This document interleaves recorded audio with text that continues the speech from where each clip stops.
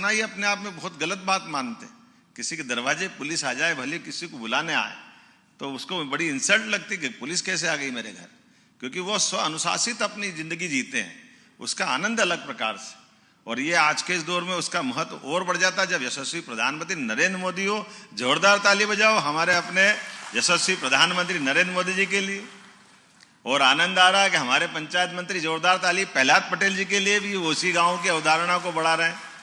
ये 3 दिन की कॉन्क्लेव करने के पीछे जो भाव है, इसी भाव को लेकर तो है ही कि हम अगर अपनी सरकार में आए तो सरकार में आकर के हमारे हाथों से, हमारे ताकत से, व्यवस्थाओं से हम अगर गांव को स्वावलंबी बनाते हैं।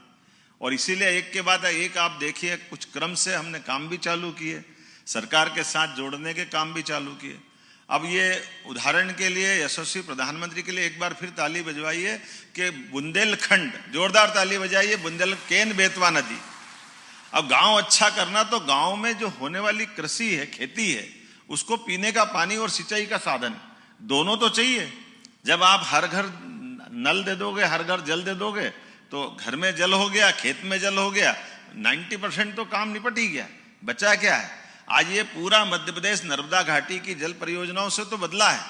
अब बचा हुआ हिस्सा हमारा मध्य प्रदेश का 2 हिस्सों में, एक हिस्सा हमारा बुंदेलखंड का है, जिसमें वो बुंदेलखंड, जिस बुंदेलखंड में कभी भी कई लोग आए, मुगल आए, सुल्तान आए, पठान आए, अंग्रेज आए, किसी के आगे अपनी कमर नहीं झुकी, किसी के पैर नहीं पकड़े, सबसे डट के मुकाबला किया। लेकिन वो वीरता का, धीरता का, गंभीरता का बुंदेलखंड केवल प्रकृति के भरोसे था। अब जल से उसकी स्थिति बदलेगी, यह सौभाग्य हमको मिलेगा कि नहीं मिलेगा। और 1 लाख करोड़ रुपया माननीय मोदी जी देने वाले, 1 लाख करोड़ रुपया, 45,000 करोड़ उत्तर प्रदेश के लिए, 45,000 करोड़ हमारे लिए। ये कितनी बड़ी बात है। केन बेतवा नदी जुड़ने से पूरा बेल्ट पानी के आधार पर, क्या हमारा सागर, क्या हमारा छतरपुर, पूरा बेल्ट, जिसके कारण से अलग प्रकार की दुनिया में जाएगी। ऐसे ही हमारा दूसरा श्योपुर में गया था, वहां गिर का अभ्यारण्य, पहली बार देखा कि गिर गाय ऐसी बिल्कुल यूं घूम रही।